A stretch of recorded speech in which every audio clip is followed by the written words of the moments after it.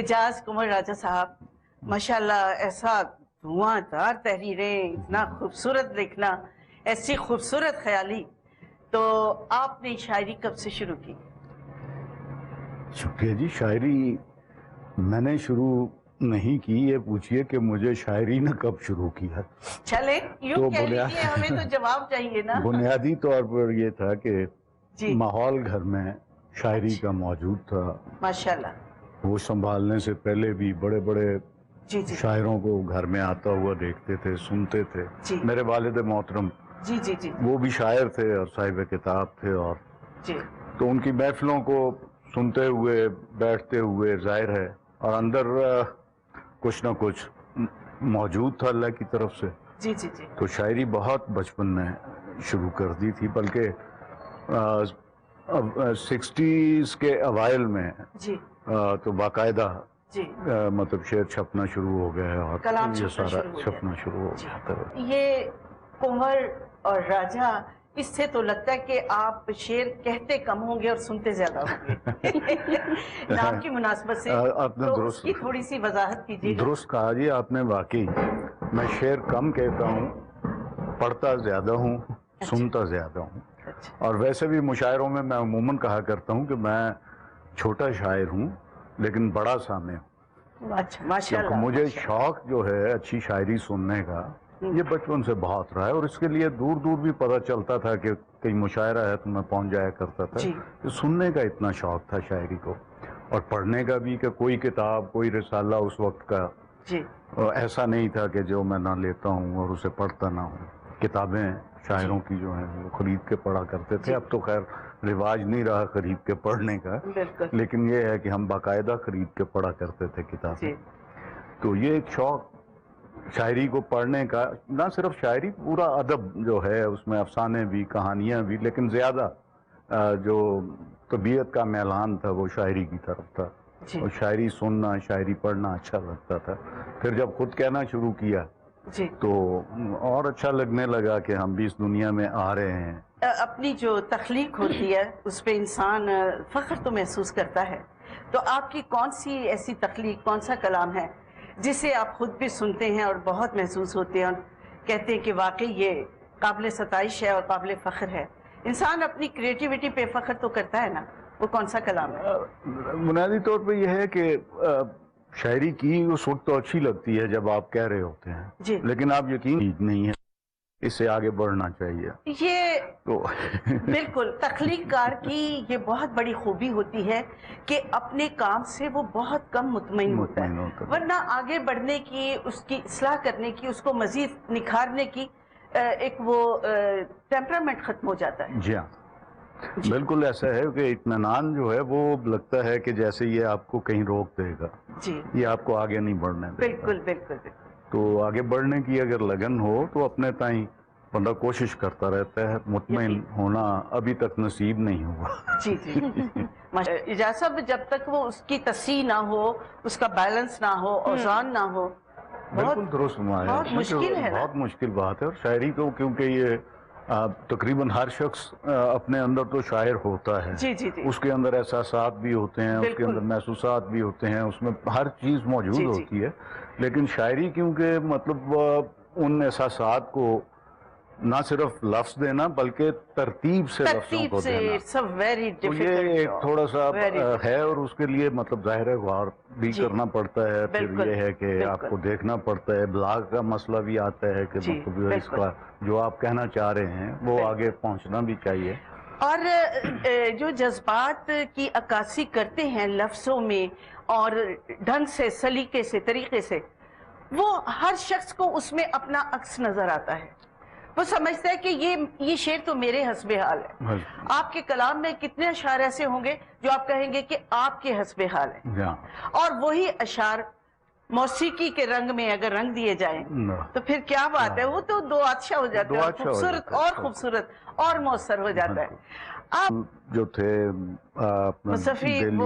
مصفی، میں تو سمجھا تھا کہ ہوگا کوئی زخم، میرے دل میں تو بہت کام رفو کا نکلا. کیا خوبصورت بات ہے. وہ مطلب جنہیں کہا جاتا ہے کہ وہ ابتدا تھی اردو شاعری کی ان دنوں کے، اور وہاں سے لے کے شروع میں تو ظاہر ہے کورس میں جو اساتذہ تھے انہیں پڑھتا تھا میں سے کون آبویسلی مرزا غالب کے بعد میر صاحب کے بعد سب کا اپنا اپنا مقام تھا جی، سودا تھے، مطلب سب کا بڑا اپنا اپنا مقام تھا، اور پھر غالب سب پہ غالب، پھر اس کے بعد بھی یہ سلسلہ جون سے یہ تو بتدریج ترقی کرتا ہوا چلتا جا رہا ہے، پھر جدت آ گئی اس میں، اور پھر مطلب ہم ان لوگوں کو بھی پڑھا ہم نے. جی ایک بات کہوں گی کہ علامہ اقبال کی شاعری ماشاءاللہ ان کا اپنا ایک لیول، اپنا ایک مقام، اور ایک ایسا قابل فخر شخصیت، ایسا بڑا شاعر، ہم شاعر مشرق بھی انہیں کہتے ہیں.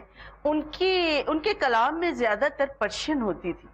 پرشین غالب نے بھی زیادہ پرشین میں کہا، بلکہ غالب یہ کہا کرتے تھے کہ مطلب میرا اردو کلام پڑھ کے آپ رائے قائم کرتے ہیں، میرا پرشین کا کلام پڑھیں. جی جی. اور واقعتاً وہ پرشین کا ان کا کلام جو ہے وہ بڑا ریکگنائز تھا. لیکن علامہ اقبال تو بس یہ صدی سمجھ لیں علامہ اقبال کی صدی ہے کہ وہ تو چھا گئے، پوری دنیا میں چھائے. آپ ایران چلے جائیں، ان کے نام کی یونیورسٹیز ہیں، یونیورسٹی میں چیئرز ہیں، اسی طرح ہر جگہ پہ، فرانس میں ہر جگہ پہ ان کا پہچانا جاتا ہے، اور ان کو باقاعدہ اگر انڈو پاک میں کسی کا نام لیا جاتا ہے تو وہ حضرت علامہ اقبال کا لیا جاتا ہے. اور ان کا اپنا جو انداز بھی تھا شاعری کا، وہ نہ تو کوئی اس پہ چل سکتا ہے، نہ اسے اپنا سکتا ہے، کیونکہ وہ راستے میں رہ جائے گا. جو علامہ کا تقلید شروع کرے گا اس کے لیے علامہ ہونا ضروری ہے. بالکل. علامہ صاحب بہت دیار عشق میں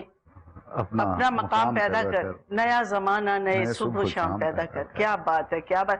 کتنی اس میں نا ایک ہے، ایک سیلف کانفیڈنس ہے، اور ایک ارادہ ہے کہ آپ ایسا کریں، کانفیڈنٹ رہیں، اپنا ایک کریٹیوٹی اور اپنا مقام بنانے کے لیے خود محنت کریں. سائرہ نے جیسے کی ہے.